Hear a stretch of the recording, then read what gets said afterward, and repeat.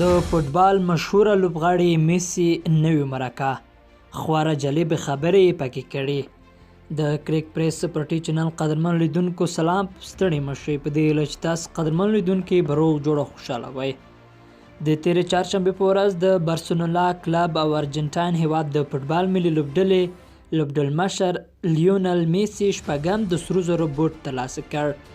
د جایزه هغه لوبغاړي ته ورکول کیږي چې په خپل لیګ کې تر نورو ټولو لوبغاړو ډېر ګولونه لګولي وي. د شپږم ځل دی چې لیونل میسي د سرو زرو بوټ خپلوي. تر دې مخکې میسي دا جایزه په 2010 12 14 15 او 18 کلونو کې ترلاسه کړې ده. د فوټبال په نړۍ کې میسي لومړنی لوبغاړی شو چې شپږ ځلې دا جایزه خپلوي.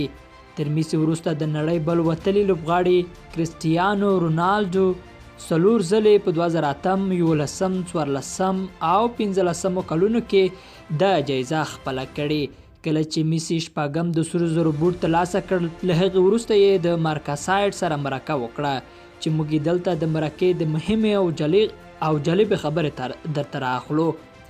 خبریال کریسټیانو رونالډو او زلاتان ابراهیموویچ ډېر د خپلو ځانونو په اړه غږیږي. ته د خپل ځان په اړه نه غږیږې، ته خپله د یو لوبغاړي په توګه خپل ځان څنګه وینې؟ میسي: زه دې ته ترجیح ورکوم چې نور خلک زما په اړه خبرې وکړي.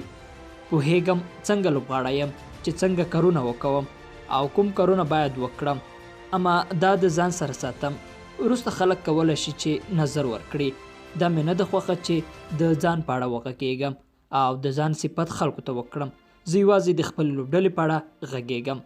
خبریال: تاسې څه احساس کوئ؟ آیا د وخت په تېرېدو سره به پرمختګ وکړې؟ میسي: نه پوهیږم، دا هر څه په شرایطو پورې اړه لري. اوس خو دا دی زه مخ پرمختګ روان یم او د سرو زرو توپونه ترلاسه کوم، خو په دې نه پوهیږم چې په راتلونکي کې به څه پېښ شي.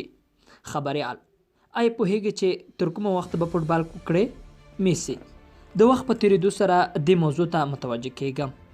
زه لومړی کس یم متوجه کیږم چې دې مرحلې ته رسېدلی یم او نور نشم کولی چې ادامه ورکړم. د وخت په تېرېدو سره دا موضوع حتما راځي. خبریال: د پخوانی او اوسنی بارسلونا توپیر په څه کې دی؟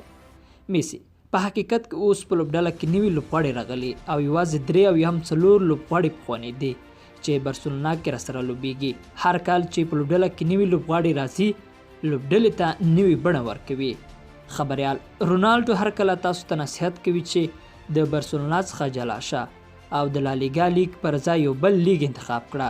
دې موضوع ته څه ارزښت ورکوي؟ میسي: هر څوک د خپلو هدفونو په لټه کې دي.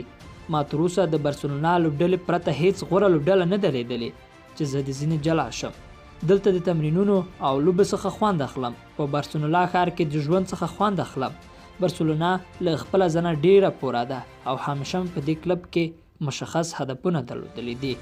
خبریال: دا چې د اروپا په تیر پړاو کې دی د غوره لوبغاړي جایزه نه کړه ترلاسه، څه نظر لري؟ میسي: زه هیڅکله د فردي امتیازاتو غوښتنه نه کوم. همیشه مې فکر او ټول تمرکز پر لوبډله دی.